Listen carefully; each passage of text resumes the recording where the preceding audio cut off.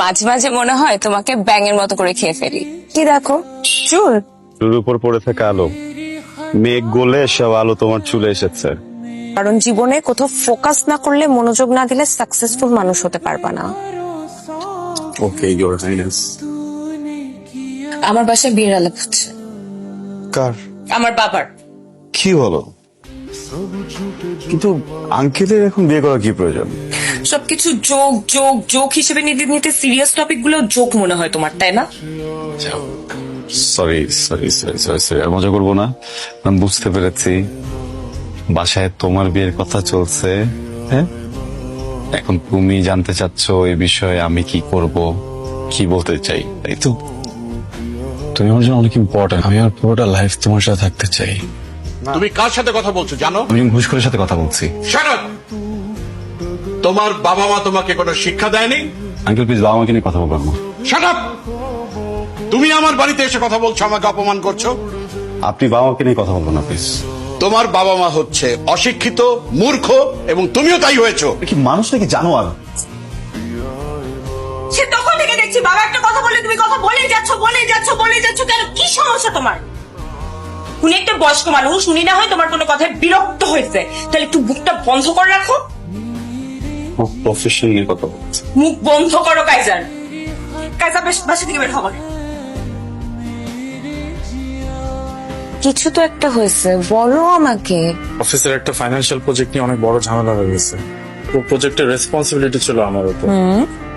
এখন না আমি বুঝতেছি না আসলে কিভাবে কি ম্যানেজ করবো।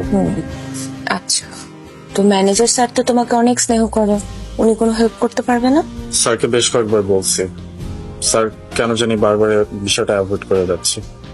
উনি ডিসিপ্লিনের ইস্যুতে কোনো আপোষ করে না, একদম বরদাস্ত করে না। এখন এই অবস্থায় যদি আমি কিছু বলতে যাই, ভাবি আমার চাকরি থাকবে না। আপনি একটা কাজ করেন না, আপনি তার সাথে দেখা করে সরাসরি কথা বলেন। প্রয়োজন হলে আপনাদের যে সন্তান আছে ওই ব্যাপারটা ওনাকে বুঝিয়ে বলেন, দেখেন যদি তাতে নরম করা যায় আর কি। বাপি সাহেব, আমাকে বলুন আগামীকাল আসতে। আপনাকে জন্য ফোন করে তারপর আসে। ডিপার্টমেন্টে আবরারের ঘুষ খাওয়া নিয়ে বেশ কয়েকদিন ধরে কথা চলছিল। ইভেন ম্যানেজার স্যার আবরারকে এটা নিয়ে ওয়ার্ন করেছে, কিন্তু আবরারের তো মাথায় যায় নেই। এখন আবরারের অফিসে কি হচ্ছে সেটা তো আর আমি জানি না, তাই না? তাই বলে জেলে দিবি? হ্যাঁ, আরে ঘুষ খাওয়া ঘুষ দেওয়া এটাই তো এদেশের সিস্টেম। শোন, ভালো করে খোঁজ নিয়ে দেখ, ও নিশ্চয়ই ঘুষ খায়। আমি অফিসে গিয়ে কথা বলবো, দেখি কি করা যায়। বাবা,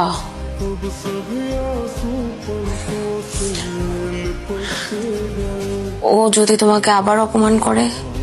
মানে বিপদে পড়লে হাতিও গিয়ে চিকার পায়ে ধরে, কিছু করার নেই। বলেছিলাম বাবা, ও তোমাকে আবার অপমান করবে। আরে ও তো অপমান করার জন্য বসেই ছিল। এটা অপমান না, এটা প্রতিশোধ। আমরা পুলিশ দিয়ে ধরিয়ে দিয়েছিলাম, সেই জন্য প্রতিশোধ নিল। আপনি বেশ কয়েকবার অফিসে এসেছেন আমার সাথে কথা বলার জন্য, কিন্তু আমি আপনাকে সময় দেইনি। আপনি নিশ্চয়ই ভেবে নিয়েছেন এর পিছনে ব্যক্তিগত কোনো কারণ আছে। ভুল। আমি বা আমার কোম্পানি আমরা প্রফেশনাল, তাই ডকুমেন্টস ছাড়া আপনার সাথে কথা বলতে চাচ্ছিলাম না। ফাইনালি ইনভেস্টিগেশন রিপোর্ট চলে এসেছে। এখানে আপনার হাজবেন্ডের করা সব ফ্রডের ডিটেলস আছে। একজন সচেতন মানুষ হিসেবে পুরোটা দেখে আমাদের বলবেন এখন আপনার হাজবেন্ডের সাথে আমাদের কি করা উচিত। মিসেস ফাহিম, আমরা অবিবেচক নই। আপনার পরিবারের বিষয়টা আমরা ভেবেছি, আপনার সন্তানের বিষয়েও ভেবেছি। আপনার হাজবেন্ড যে পোস্টে চাকরি করছিলেন তার জন্য আমরা বাহির থেকে এখন কাউকে হায়ার করছি না। অ্যাপয়েন্টমেন্ট লেটার আপনি চাইলে কাল থেকে জয়েন করতে পারেন।